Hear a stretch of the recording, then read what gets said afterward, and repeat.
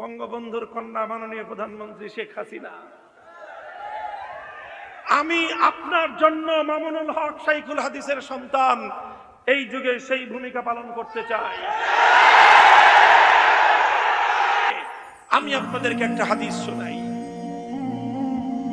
শোনাই। আমার এই হাদিস ওলামায়ে কেরাম বিশেষভাবে শুনবেন। আমার এই হাদিস, আমার আজকের বক্তব্য শাসক বর্গের ঘনিষ্ঠ ব্যক্তিবর্গ যারা আছে তারা শুনবেন, লক্ষ্য করবেন, বুঝবার চেষ্টা করবেন।